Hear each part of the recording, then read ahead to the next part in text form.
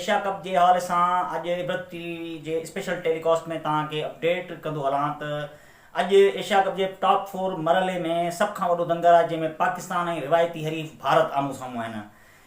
पाकिस्तान ऐं भारत जो जेको मुक़ाबिलो आहे उहो क्रिकेट जी दुनिया में हमेशह हिकु अहम मौक़ो सम्झो वेंदो आहे। इनखे ॿिनि मुल्कनि ताईं महदूद नथो सम्झी सघे, पूरी दुनिया जा क्रिकेट शाइक़ीन इन मुक़ाबले खे ॾिसंदा आहिनि। जेकॾहिं हिन मौजूदा इवेंट में ॿिन्ही टीमनि जी कारकर्दगी या ॿिन्ही टीमनि विच में दंगल जे हवाले सां ॻाल्हि कयूं त पाकिस्तान ऐं भारत जो इन खां अॻु हिकिड़ो दंगल थी चुको आहे ग्रुप स्टेज ते, जंहिंमें जेको बरसाति जी नज़र थी वियो। पालीकेरी जे मैदान ते थियल मैच में भारत बैटिंग पंहिंजी कई, जंहिंमें भारत ऑल आउट थी वई। उन बैदि पाकिस्तान जी बैटिंग जो जॾहिं मौक़ो आयो त बरसाति उन्हनि खे उहा मुकमल न करणु ॾिनी। ख़ैर उहो हिकु पॉइंट ते टाई थी वियो मैच, पर जेकॾहिं ओवरऑल कारकर्दगी ते नज़र विझूं ॿिन्ही टीमनि जी त पहिरियां शुरूआति जेकॾहिं हिंदुस्तान खां करियूं त हिंदुस्तान जी शुरूआति हिन इवेंट में का ख़ासि न रही। पहिरें मैच में पाकिस्तान सां टाई थियण खां पोइ नेपाल सां जॾहिं हुननि जो मुक़ाबिलो थियो उहो बरसाति जी नज़र थी वियो ऐं टाई थी वियो। वरी जेकॾहिं पाकिस्तान जी कारकर्दगी जो ज़िक्र कयूं त पाकिस्तान जो पहिरियों दंगल थियो नेपाल सां, जंहिंमें पाकिस्तान नॉकआउट कयो नेपाल खे। उन बैदि हिंदुस्तान सां मैच टाई थियण बैदि जॾहिं पाकिस्तान टॉप 4 में पहुतो, टॉप 4 जे पहिरें मुक़ाबले में पाकिस्तान बांग्लादेश खे बहितरीन नमूने सां शिकस्त ॾिनी।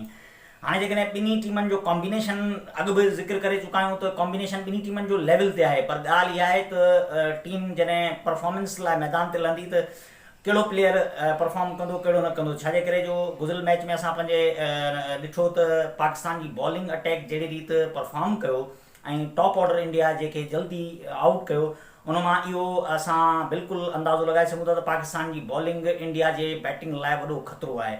ऐं उन सां गॾोगॾु जेकॾहिं असां इवेंट में मजमूई तौर ते कारकर्दगी पाकिस्तान जी बॉलिंग जी ॾिसूं त 95% जेके विकेट्स वरितियूं आहिनि गुज़िरियल 3 मैचनि दौरान हिन में एशिया कप में, उहे पाकिस्तान जे फास्ट बॉलर्स वरितियूं आहिनि। ऐं हींअर पाकिस्तान गुज़िरियल मैच में बांग्लादेश ख़िलाफ़ु चोथों पेसर फ़हीम अशरफ बि खेॾायो ऐं इम्कान त भारत जे ख़िलाफ़ु मोहम्मद वसीम खे मौक़ो ॾिनो वेंदो। ऐं वरी इंडिया जे तरफ़ां ॾिसूं त इंडिया जो मुंहिंजे ख़्याल में आहे त हिन भेरे जसप्रीत बुमराह वापसि अची वियो ऐं उहो खेॾंदो। सो इहो चई सघिजे थो त इंडिया बि हींअर पूरी तयारी सां लहंदो ऐं कोशिशि कंदो त पाकिस्तान खे शिकस्त ॾिजे। ॿिन्ही टीमनि जी तयारी त मुकमल आहे ऐं ॿिन्ही टीमनि जी कोशिशि इहा हूंदी त असां टॉप 4 मरहले में जेकॾहिं पाकिस्तान अॼु खटे थो त पाकिस्तान फाइनल लाइ तक़रीबन 70% क्वालिफाई करे वेंदो हुयो।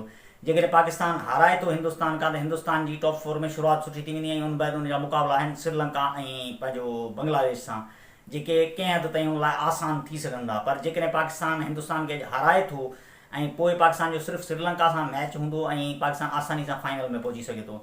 बहरहाल ॿिन्ही टीमनि जे मुक़ाबले जो असां सभिनी क्रिकेट शाइक़ीन खे बेसब्री सां इंतज़ारु आहे ऐं अॼु पंहिंजो इंजॉय कंदासीं हुन मैच खे। आचार्य ॾींहुं मोकिलिजो बि आहे ऐं उमेदु आहे त क्रिकेट शाइक़ीन हिन मैच खे इंजॉय कंदा। इन सां गॾु पंहिंजे मेज़बान मुदस्सर बलोच खे ॾींदा इजाज़त। इंशाअल्लाह वरी नेक्स्ट अपडेट में तव्हांखे अपडेट कंदासीं। अल्लाह हाफ़िज़।